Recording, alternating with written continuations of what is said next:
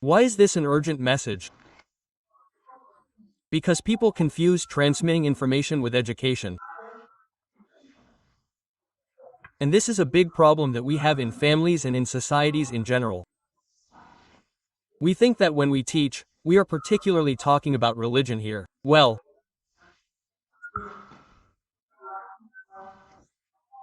when we transmit information, we think we are educating, and this has caused damage since people have found themselves here and there, sometimes even in Muslim countries or other countries, in institutions, in institutes rather, in religious universities, and so on, consuming, I repeat, consuming, information without understanding what education is, particularly the education of the soul.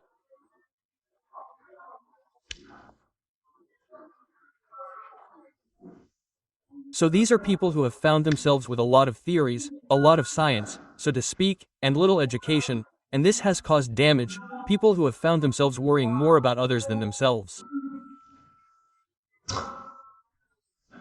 Why? Because they have not been educated deep down. They have not educated their souls. They have not understood that they must educate their souls before taking care of their bodies, their appearances, and the words that come out of their mouths. And that is why there is the famous saying that purifies before embellishment, before adornment. We purify ourselves internally before taking care of our external appearance. And today, unfortunately, people are more concerned with external appearances.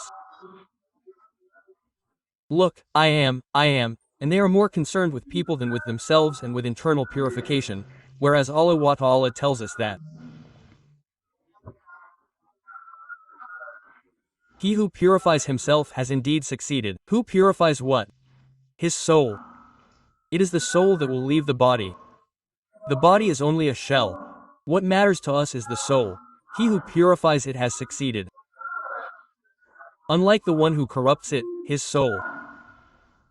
And Allah reminds us of an extremely important thing. We must understand this well.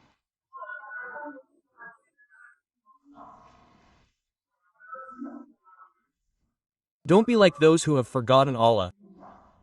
What happened? No one.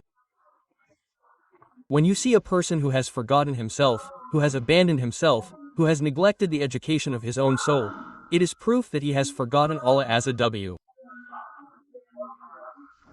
And whoever forgets Allah and distances himself from Allah, Allah forgets him and distances himself from him. When you see people who are concerned about others, excessive warning, that one is misguided. That one is good, that one is not good. He distributes, okay, cards of piety or misguidance or innovation. It is proof that he has forgotten his Lord and forgotten himself. Because as Ibn Qayyim, a great Muslim scholar, says, the one who knows himself is so concerned with his reform that he does not concern himself with people's faults. We already have a lot to do with ourselves. Do you understand that? Educating one's soul. Education, in the end, is not about transmitting information. That's why this is a message for students, parents, and teachers. An urgent and very important message. We need education. We don't need theory without education. That's why Imam Malik Rahmatullah reminds us of this great Imam, a scholar, an erudite man who has left his mark on history throughout the centuries. And look at the sincerity. People who were sincere 1,400 years ago, there were no social networks, no TikTok, no Instagram, no YouTube, no nothing at all. They were thousands of kilometers away. But today, everyone knows them. Why? Because when you are sincere, Allah as well will ensure that your name and your work will endure throughout the centuries. And when people remember you, they will say, Rahimah, may Allah have mercy on him. And here you will continue to be elevated in the degrees of paradise, inshallah, ta'ala, to speak of the work that you left behind. And when you have 1,000 social networks and you are known by the whole world but you are not sincere, after your death, a few days, even a few weeks or a few months, everyone will forget you. It is a question of conformity and sincerity. Well, Imam Mal told us, my mother used to put me there. She put him in the condition to learn knowledge and she would say, go see this great scholar, this great scientist, he was very young. And look at what she told him.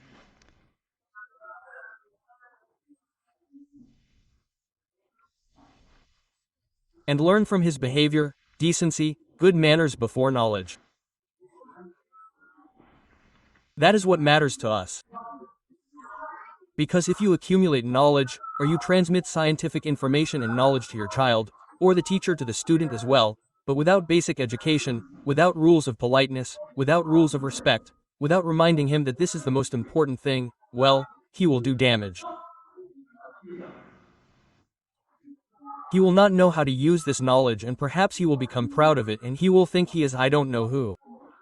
And that's what happens, as I said before, to people who have been learning for 3 months. They have learned 2 or 3 rules of grammar. They have barely learned 50 pages of the Quran by heart, and they start warning against everyone and calling everyone an innovator, a misguided person, and so on and so forth, because you have forgotten yourself. And that's why teachers must understand that education begins with what? Rules of civility and decency that are based on common sense and do not minimize anything at all. You are in a foundation of science, the Quran, religious or cultural teaching, whatever. Well, start teaching the rules of decency to the student, and the student must understand that it is good for his soul, even if his soul takes things badly. Because your soul tends. Our souls tend towards ease, fun, convenience. That's how it is, so we must fight our soul. The Prophet ﷺ said, "The fighter is the one who fights his soul." When your soul tells you no, don't do that, and you know that it is good for you to do it, well, if you don't teach your soul to say no, I will be the one who manages you. I am the one who is the master of the situation. Well, here, you will be a slave to your soul. Well, here, it's up to the teacher to teach this to the student and the student to understand this. So when the teacher sees his student slumped in his chair, his feet hanging down like that, well, that's where education begins. More important than teaching the Quran, than the rules of jurisprudence, then, it starts with that, by telling him, listen, put your feet away, stand up straight. Good Allah. You're 20, or 22, or 25, or I don't know how many, you're old enough to do I don't know what, you can't sit down without slumping and lying down against the wall. Quote, so, I'm not talking about those who do it now, no, we're in a relaxed atmosphere, but I'm talking about when there are real lessons, when the child gets up and leaves, or the young person, or the student, even if they're 40 or 50 years old, wants to leave the assembly, it's not, they leave like it's a mill or something, they ask for permission. Is that right? And these are common sense rules and rules of education. Can I leave the class, Muallim? And I don't address my teacher by his first name, out of politeness. When you go to the doctor, you say, Richard, I need some, what do you say, doctor or not? Why? He has a first name though. Why do we call him by his first name?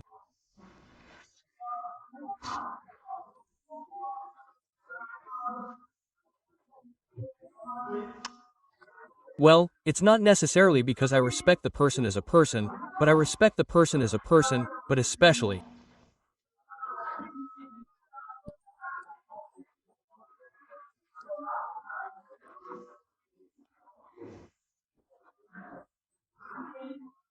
for what they represent.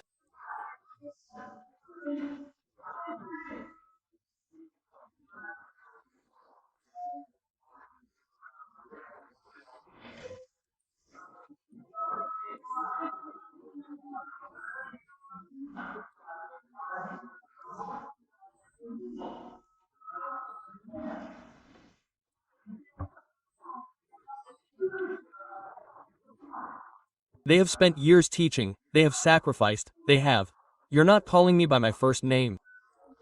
Muimstad, we're in a Quran class, we're in a class on jurisprudence, law, decency, and behavior. You see, it's all about common sense. And that's not just in religious institutions, it's in the everyday world. It's about common sense.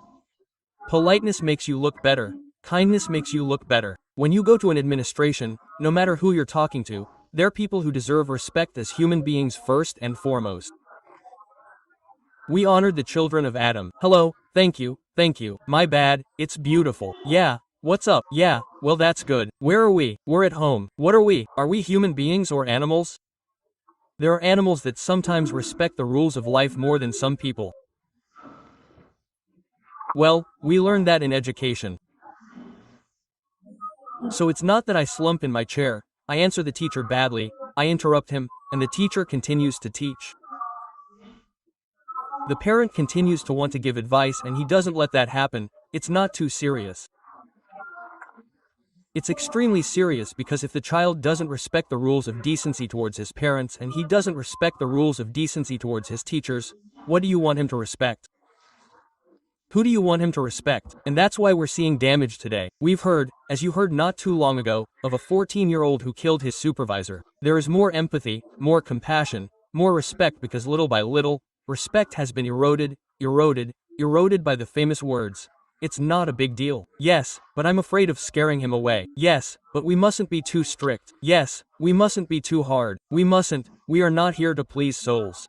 We are here to educate souls. Those who do not accept this framework with kindness, of course, with wisdom, with gentleness, and who do not agree to respect their teacher, who do not agree to respect the rules of decency and common sense, well, they are not educating themselves, they are accumulating information with which they will cause damage.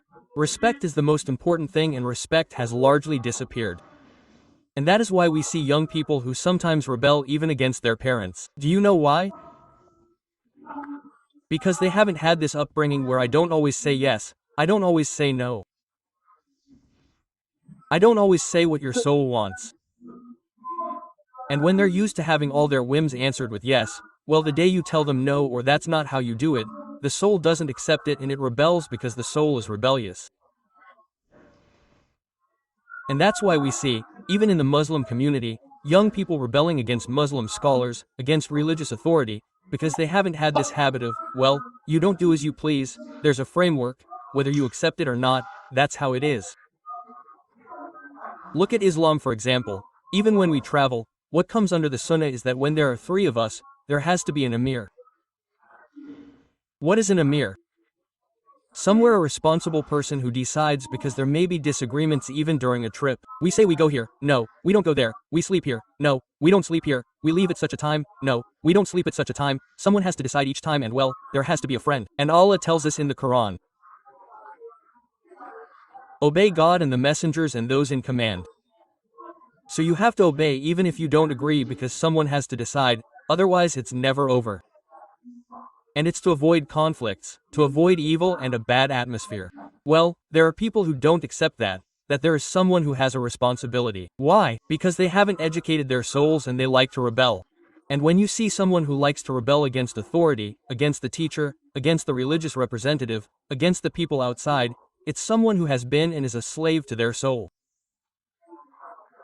And if you don't want to end up like that and get lost and end up with the proud, with the pretentious, the people who never stop being proud and who don't accept advice or not because they no longer accept advice, learn to accept advice. Recognize when someone gives you good, be grateful. He who is not grateful to people is not grateful to Allah Subhanahu wa Ta'ala. When someone gives you good, respect him as much as possible in proportion to the good he gives you. For this, some pious predecessors said, we hated calling or addressing a person by his first name once he gave us even a hadith of respect. Now young people address their parents by their first names. They don't even say Abi, Papa, Maman anymore. It's George, A Muhammad, A Kareem, their uncle. We have the impression that it's their friends. It's more like Ame Kale. Just 15, 20, 25 years ago, even a person who wasn't part of our family, just because they were a little older than us, out of respect, we would say, Lahage, or Aim, or even now, at over 40, we say, La Ame Kali, we lower our heads. Well, don't be surprised when you see people who have a rebellious soul and who don't even say, Aim, not even Hajj, not even Abby, not even Papa, not even Mom, who don't even respect religion anymore. Sometimes, they don't even recognize the sacredness of a mosque anymore. When he comes in, he doesn't respect it. They pass by, they come to the mosque. You get the impression that they're going to watch a football match without any respect, without any behavior. The shoes, throwing them here and there. All this fauda, all this belbala, all this ruina as they say, well that's due to the lack of respect, the lack of education of the soul. So bar this is just an improvised message to remind you of this urgent message. Educate your soul, learn to respect and especially those who transmit knowledge to you and those who transmit Understand that when you transmit, you must first address the soul before the body, before the person, and you must have a deep education. And when you have succeeded in making a person a respectful person, a modest person, a person who recognizes the value of the people in front of him and the good that people transmit to him, wallahi, you have won everything. And that one is better than the one who has memorized the Quran, but who when he passes in front of you, he barely looks at you when he says salam alaikum, and he spends his time taking care of people's faults. And when he sees someone older than him, he says salam to them as if they were his friend. There are still communities today, not to mention this community more than that community, where there is still this respect, especially towards the religious, towards people who have more knowledge than anything else in worldly or religious matters, etc. And in other communities, unfortunately, where things have really deteriorated, and it is up to young people, educators and parents to reform and correct these problems and deficiencies. And you will see that your life and the community in general and societies will improve much better and much faster. But who understood that? Basic education, behavior, respect. If you understood that, you understood everything. Hamdillahi Rabbil Alamin.